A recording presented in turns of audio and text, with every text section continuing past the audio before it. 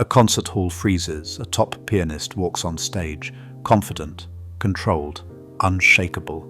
They sit, hands hover above the keys. The first passage is perfect, clean, effortless, precise.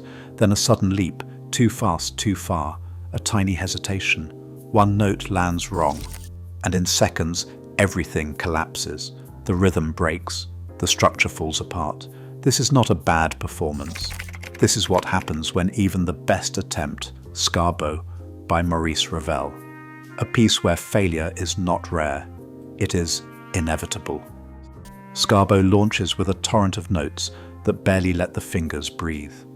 At concert tempo, the hands must fire off rapid runs and repeated tremolos, not for a few seconds, but for half a minute without pause. Each finger is forced to move at a pace where muscle memory alone cannot keep up. There is no chance to reset, no space to recover. The right hand blurs across the keys, the left hand drives relentless undercurrents, both locked into a tempo that punishes hesitation. A single 30-second tremolo passage demands more than stamina.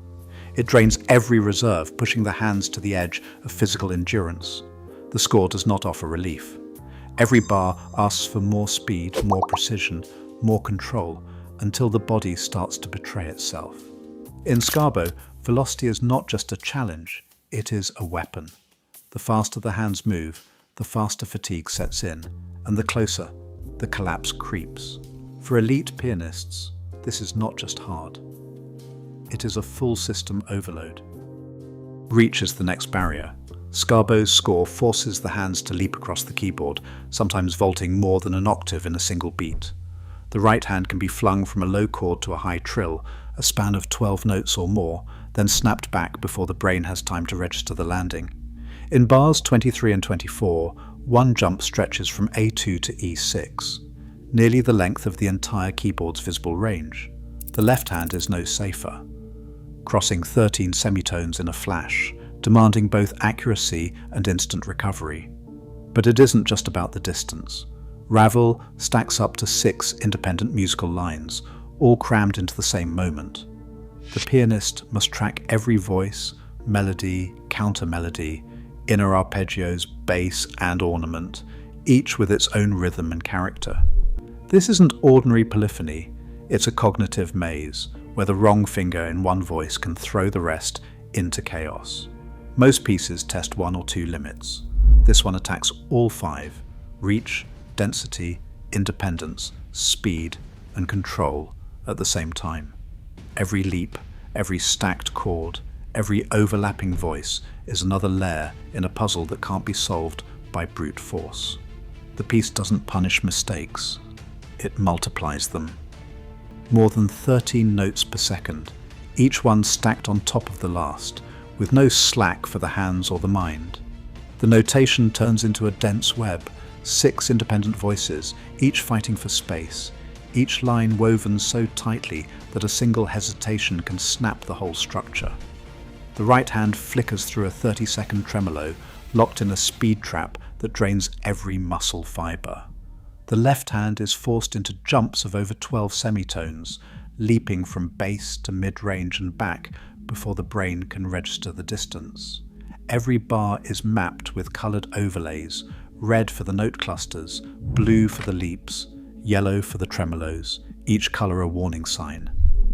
In the middle section, as the voices pile up, the hands must separate melody from counter-melody, inner arpeggios from bass, all while the tempo hammers forward. There's no time to regroup. Every second, the note count rises, the physical load deepens. The score isn't just testing one limit, it's pushing speed, density, reach, and independence to their breaking points, all at once.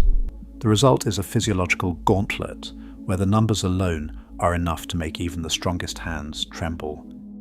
Inside the hands, something starts to shift. Surface electrodes track the signals. EMG amplitude climbs, muscles firing harder just to keep up. The numbers tell a story beneath the surface. Median frequency drops, showing fatigue as the fine control slips away. In the first minute, the change is subtle. By the second, the loss is measurable, a 10% drop in median frequency and a 35 millisecond lag in electromechanical delay. For a pianist, that means the brain sends the command, but the finger is late to strike. On a graph, the timing jitter spreads. What began as a tight cluster of onsets now scatters, each note a fraction more unpredictable.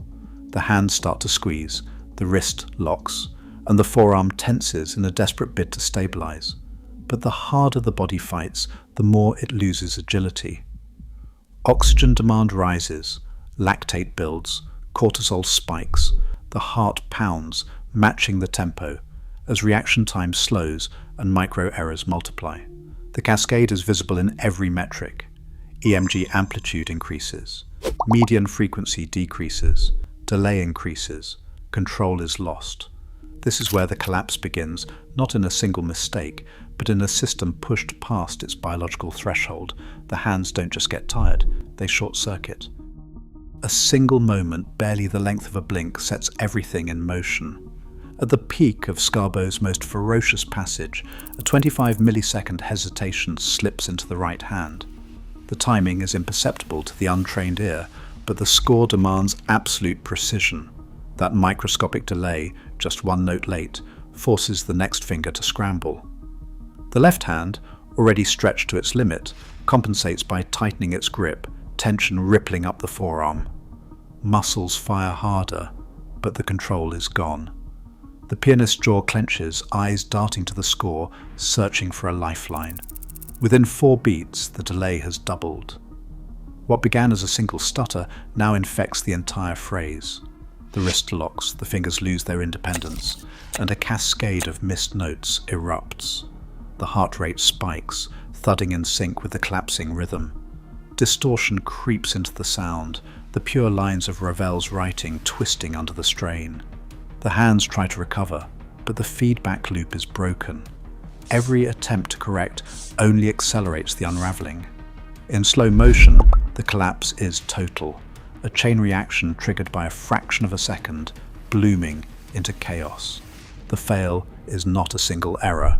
It is an avalanche, each slip multiplying until the structure can't hold. In Scarbo, the margin for error is measured in milliseconds. Once the chain snaps, there is no way back. The score calls for a relentless tempo, but he slows the pulse, stretching the space between notes. In his 1932 and 1937 recordings, the metronome hovers near 108, not the written 120. Each phrase is measured, tension simmering beneath the surface. Where Ravel stacks 6 voices, Horowitz redistributes inner lines, shifting chords between hands to lighten the texture and prevent collapse.